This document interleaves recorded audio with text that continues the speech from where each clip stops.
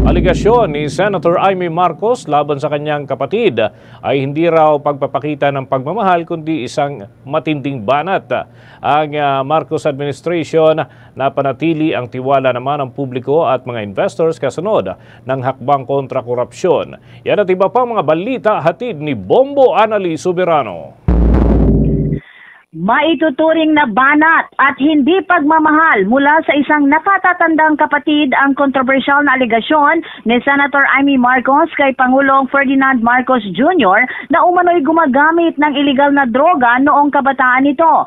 Tugon ito ni Palace Press Officer Undersecretary Claire Castro nang tanungin kung banat o pagmamahal ang ginawa ng senadora sa kanyang nakababatang kapatid. Sinabi ni Castro, malinaw umanong walang batayan ang naturang akusasyon ng senadora. Ipinunto pa ni Castro ang ulat na nag-donate umano ng kidney ang Pangulo sa kanyang ama. Tanong ni Castro, paano pa kaya makapag-donate ng kidney ang isang tao na hindi healthy? Dagdag pa ng opisyal, pagmamahal ba ang paninira sa sariling kapatid, lalo at ang paninirang ito ay walang basehan? Giit ni Castro, tila mas pinoprotektahan pa umano ni Senator Amy ang mga personalidad na may kinakaharap na kaso at kontrobersiya, kabilang ang mga iniugnay sa korupsyon at maging ang mga umaamin na mamamatay tao kumpara sa sariling kapatid na nagsusulong lamang ng investigasyon upang sugpuin ang katiwalian. Pakinggan natin ang pahayag ni Palace Press Officer Undersecretary Claire Castro.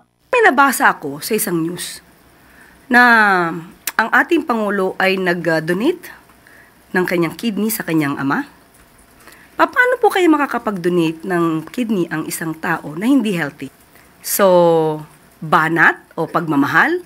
Pagmamahal ba ang paninira sa sariling kapatid? Paninirang walang basihan. So, alam naman natin, muli uulitin ko, mas pinoprotektahan niya ang mga taong may issue about corruption, mas pinoprotektahan niya ang mga taong umamin na murderer kaysa sa kapatid niya na nagsasagawa lamang ng pagpapaimbestiga para mawala, masugpo ang korupsyon sa bansa. Tiniyak naman ng Malacanang na nananatiling matatag ang ekonomiya ng Pilipinas at patuloy na bukas sa mga mamumuhunan habang isinusulong ni Pangulong Marcos ang malawakang reforma upang linisin ang mga proyektong pang-infrastruktura mula sa korupsyon. Ayon kay Castro, ligtas at matatag ang kalagayang pang-ekonomiya ng bansa dahil nakatuon ang administrasyon sa pagpuksa sa katiwalian, pagtataguyod ng tapat na pamamahala at pagtugon sa hinaing ng mamamayan. Binigyang din ni Castro, batay sa mensahe ng Department of Finance sa ilalim ng nooy Finance Secretary at Executive Secretary ngayon na si Ralph Recto, na hindi matitinag ang Pangulo sa paghahanap ng pananagutan sa mga sangkot sa korupsyon, kamag-anak man, kaalyado o sariling kadugo. Nagpan ng opisyal na may inalatag ng komprehensibong catch-up plan ang administrasyon batay sa pambansang priorities upang mapabilis ang paglago ng ekonomiya. Kabilang dito ang unti-unting pagbaba ng deficit at utang ng bansa, paglikha ng mas maraming trabaho, pagtaas ng kita ng mga Pilipino at pag-angat ng antas ng pamumuhay. Sa ilalim ng pamumuno ng Pangulong Marcos, patuloy umanong nakikinig ang pamahalaan sa publiko, mabilis kumilos sa mga problema at inuuna ang interes ng bayan. Muli si Yusek Claire Castro. Publiko ng anumang hearing, nakakapagdulot ito sa pagpapagulo. Although nakikita natin ang katotohanan, pero nagiging issue siya everyday. At itong mga isyong ito ay nakakaapekto sa ekonomiya. So, paano pahihintuin to? Kapag ipinahinto na isa publiko ito, sasabihin naman ng mga nag-a-advocate ng freedom of expression and transparency and accountability, ay tinaktakpan ng gobyerno ang paghihiring. Tinatakpan ng gobyerno ang mga dapat na isiwalat. So, ang Pangulo, kung ano ang nararapat, gagawin niya. Hindi niya hahadlangan ang paghihiring, hindi niya hahadlangan ang managot, ang dapat na managot. At sana, maisip din ng mga kababayan natin, yung mga maiingay lamang, yung walang lihitimong adhikain, naaapektuhan po ang ekonomiya natin sa mga ingay ninyong walang kakwenta-kwenta. Ipinagmamalaki naman ng Marcos administration na napanatili ang tiwala at kumpiyansa ng publiko at ng mga investors kasunod ng mga hakbang kontra sa korupsyon. Mula sa Malacanang. Yes, Bombo Dennis. Nais ko malaman ano ang public events ngayon ni Pangulong Marcos at meron na ba na schedule siya nahaharap sa publiko maliban dun sa event kahapon sa lalawigan ng Camarines Sur about yung talagang sasagot siya doon sa mga katanungan ng media and para sa isang open forum, ika nga, Bomboan. Sa ngayon, Bombo Dennis, ngayong umaga, pangungunahan ni Pangulong Marcos itong pagbubukas muli ng Philippine Sports Complex. Alas 10 yan dito sa may Pasig. At pagkatapos ng nasabing event, mamayang hapon magkakaroon siya ng event sa Palasyo dahil magkakaroon ng courtesy call ang isang opisyal ng Pakistan sa presidente.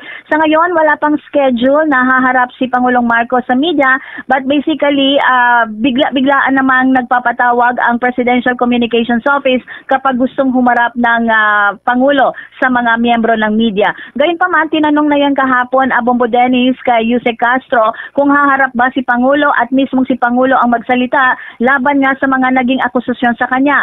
Pero ayon kay Castro, wala naman daw hindi haharap ang Pangulo dahil wala namang dapat na isabihin daw ang Pangulo dahil sinasabi naman niya. Ang kanyang mga sinasabi sa media ay may basbas na rin kay Pangulong Marcos. So, ang lahat ng mga sinasabi ngayon ni Palace Press Officer Yusek Castro ay may basbas kay Pangulong Marcos. So, sa ngayon, Bombo Dennis, inaabangan pa rin natin kung haharap pa ang Pangulo. Sa ngayon, ay si Yusek Castro muna ang nagsasalita about sa issue. Okay, isa pang punto, Bomboan, kailan ang full cabinet meeting with Executive Secretary Ralph Recto and yung iba pa na mga bagong talaga sa kanilang tungkulin?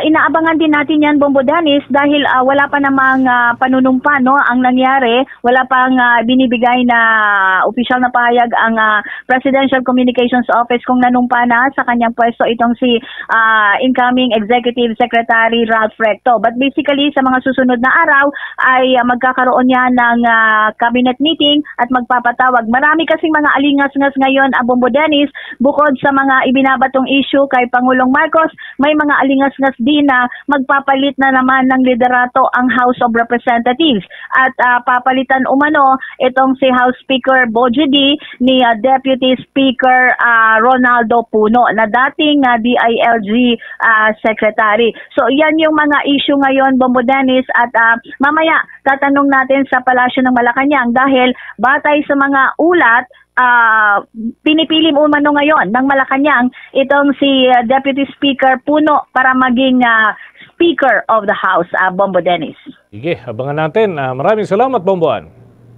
Mula sa Malacanang, Bombo Anali Montaño Soberano nag-uulat. And this is Bombo Radio Philippines, the #1 and most trusted source of news and information. Basta Radio, Bombo! For the most trusted source of news and information, visit our website at www.bomboradio.com. Follow us on Bombo Radio mobile app, Facebook, YouTube, TikTok, and X, formerly Twitter. Like, share, and stay connected. Anytime, anywhere.